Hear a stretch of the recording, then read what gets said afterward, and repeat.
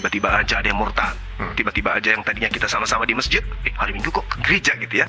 Dan saya katakan waktu itu ketika saya berdebat sama beliau, kalau saudara bisa memberikan bukti bahwa Lukas itu murid Yesus, saat ini juga saya berhenti jadi apologet. Pada video ini saya akan menanggapi pernyataan Juma di podcastnya Ari Untung. Kita akan mengupas dan juga menjawab tuduhan yang ia sampaikan. Dan kita akan melihat bagaimana dusta itu digunakan untuk membela imannya sendiri. Dan Anda akan menilai, mungkinkah kebenaran datang dari pendusta. Mari kita bahas. Bang Zuma ini memang khas pakai masker. Nah, ini udah kayak musuhnya Batman nih, Bane. Tapi emang udah ciri-ciri khas atau gimana? Iya, salah satu kemudian ciri khas dari Bang Zuma itu ya pakai masker. Untuk memompa semangat teman-teman seberang untuk mendobrak kemudian argumentasi Bang Zuma itu ya gimana caranya untuk menggugurkan, salah satunya adalah menggunakan masker. Yang kemudian jarang di antara guru-guru kita yang intens untuk memberikan edukasi kepada umat dalam materi itu. Padahal Al-Quran membahas tentang ya materi agama mereka, sembahan mereka, termasuk kitab mereka. Al-Quran menarasikan minal jinnati wan nas, artinya pembisik-pembisik untuk masuk ke dalam neraka itu dari dua golongan, jin dan manusia. Ya, jadi kita cari manusianya ini yang mana. Sebagai apologet ternyata manusianya ini kita kurung pergerakan mereka kemudian. Kisah Para Rasul 11 nomor 26. Setahun lamanya mereka tinggal di Turki, Antioquia. Murid-murid Paulus disebut Kristen. Jadi bukan Yesus justru? Bukan. Wow. Bisa Paulus ini siapa? Orang yang mengangkat dirinya sebagai rasul, mengaku bertemu dengan Yesus. Nah, ini yang membuat kemudian mimbar gereja itu goyang. Yang pertama mengenai Kisah Rasul 11 ayat 26. Juma mengatakan di sanalah murid-murid Paulus untuk pertama kalinya disebut Kristen.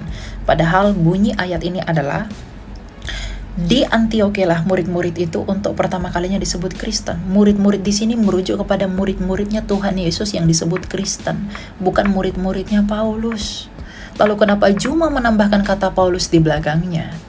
Disinilah dusta itu bekerja. Ia menambahkan sesuatu ke dalam Alkitab untuk membuat asumsinya yang liar itu terlihat benar. Dan sayang sekali Ari Untung pun main percaya saja dengan begitu tanpa cek terlebih dahulu. Ya, saya yakin bahwa kedua dari mereka memiliki kualitas yang sama dalam hal ini. Kenapa goyang? Karena di dalam Bible, Bang Dinda, Yesus itu berpesan sebelum dia terangkat ke langit kepada muridnya. Waspadalah kepada penyesat yang datang kepadamu dengan memakai namaku.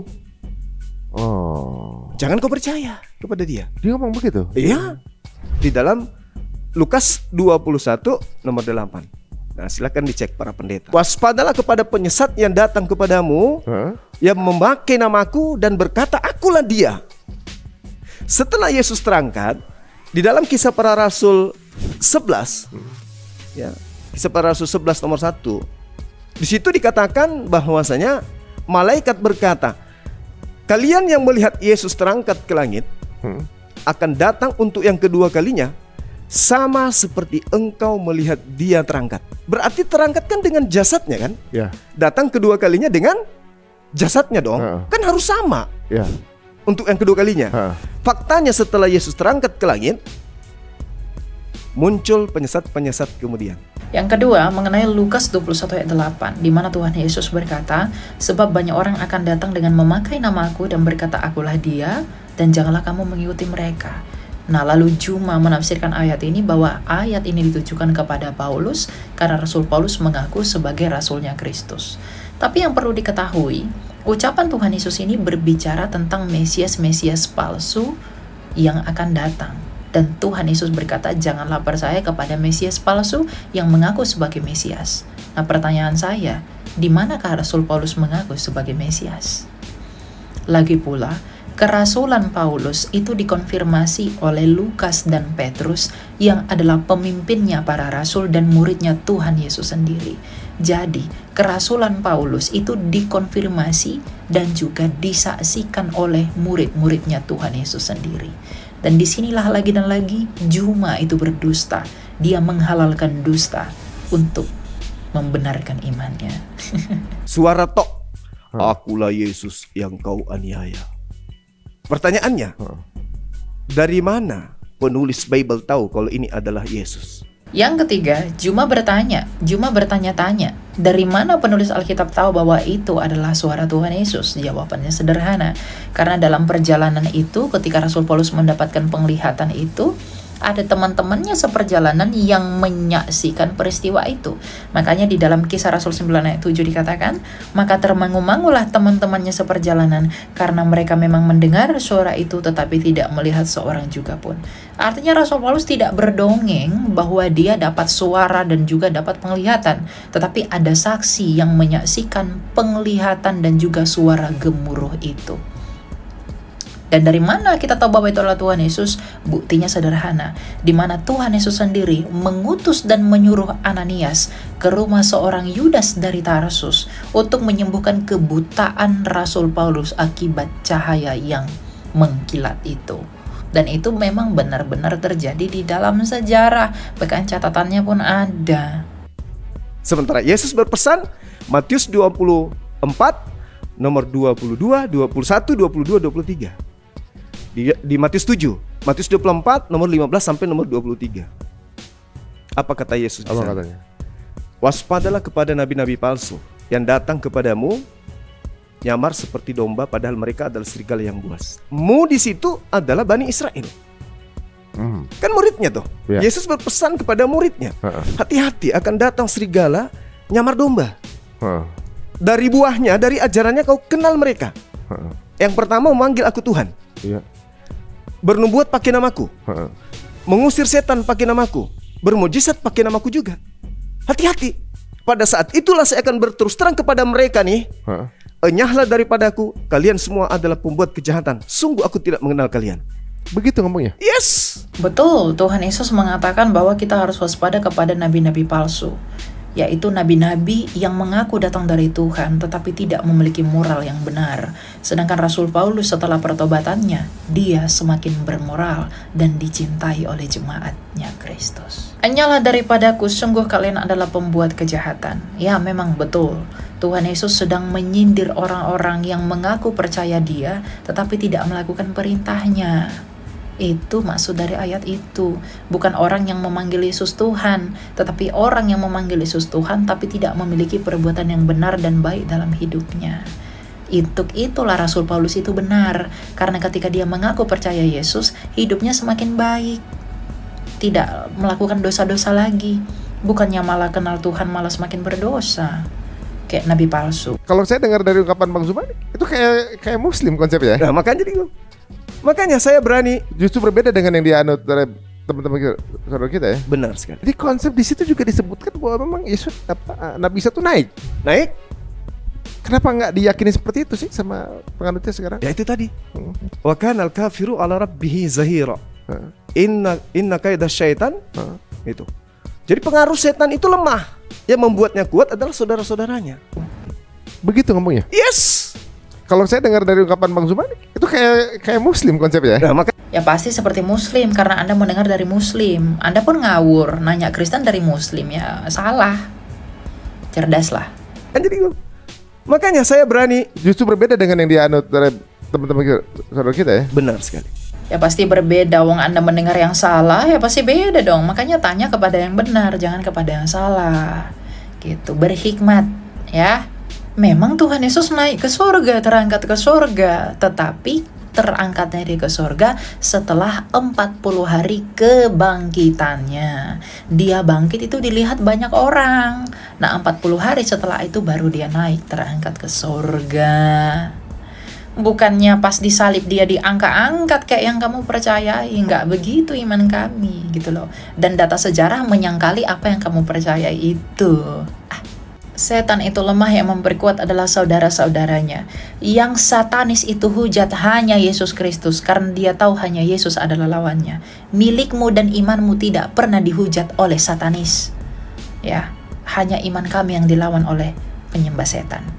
Karena dia tahu Yesuslah satu-satunya pribadi yang mengalahkan setan melalui kebangkitannya. Tapi ada nggak di teman-teman kita di keyakinan sebelah itu yang mengimani kitabnya tapi nggak mengimani Paulus? Mungkin nggak? Ada. Kristen yang mana Bang Juma? Jawablah. Ditanya apa, dijawab apa, jangan gitu ya. Kristen yang mana? Tunjukkan, jangan malah justru karena ketimpangan itu, ketimpangan apa? Jadi ini SPOK-nya juga nggak jelas gitu loh ya. Gitu, kan udah mengajar. Ada. Apa tuh? Nah, justru karena ketimpangan itu muncul, membuka tabir bahwasanya ya ini kebenaran Al-Quran surah Al-Maidah ayat 14 bahwa orang-orang yang mengaku sebagai Nasrani, pada diri mereka aku tanamkan rasa kebencian di antara mereka sampai hari kiamat. Itu kata Quran. Sampai pada hari ini kan, kita belum pernah melihat ada Katolik dengan sekte-sekte lain satu gereja kan. Iya ya, beda-beda gerejanya mereka ya. Itu dia. Jadi Al-Quran dalam hal ini mukjizatnya salah satunya adalah membongkar ya tipikal orang-orang kafir. Dari mana Rasulullah tahu? Dari mana? Dari mana? Kalau bukan dari Allah yang maha mengetahui. Makanya mereka bertanya tentang Quran, mereka kena sentil. Mereka bertanya tentang Bible, mereka kena tunjang. Serba salah. Kalau uniknya memang kalau misalnya gini, kita sebagai umat muslim, misalnya kita ketinggalan sholat, kita nemu masjid sholat gitu kan. Sholat. Saya dengar teman-teman kita ini yang ada keyakinan berbeda ini nggak bisa di sembarang gereja. Nggak boleh. Kenapa bang? Karena sekte berbeda, di situ tidak ada database mereka dan nanti setorannya juga gimana dong? Setoran perpuluhannya gimana? Oh, nggak boleh. Jadi harus di situ terus gitu. Iya. Harus terdaftar di situ. Jadi nggak bisa. Kita ketinggalan nggak ibadah gitu. Kemudian cari yang terdekat gitu. Oh nggak bisa. Kalaupun itu bisa, mungkin mereka dekat dengan pendetanya, teman dengan pendetanya. Jadi pintu rumah. Ya kalau kita kan masjid itu rumah Tuhan ya, rumah Allah ya. Itu selalu terbuka untuk siapa saja yang masuk itu kan. Bahkan non muslim pun kalau mau belajar juga boleh masuk kan. Nah itu nggak terbuka berarti buat siapa aja. Kan mereka punya database. Jadi hanya untuk yang ada database itu yang boleh masuk. Boleh semua tapi 2-3 kali kemudian daftar di sini dong. Jadi jemaat tetap. Enggak bang, saya cuma numpang aja sementara karena gereja saya lagi diperbaiki. Tapi kalau di Islam kan nggak ada tuh. Daftar jemaat kan nggak ada. Masjid ini daftar jemaatnya ini bla bla nggak ada. Kalau mereka ada. Unik juga ya. Nah, di antara banyaknya diskusi dan perdebatan ini, pernah nggak punya sesuatu terjadi yang menguatkan keimanan gitu? Misalnya, mind blowing nih ngobrolin ini malah tambah apa tuh? Pas diskusi apa tuh, tentang apa tuh? Yang pertama tuh terkait dengan teman-teman dulu nih, yang menjadi penikmat daripada materi debat.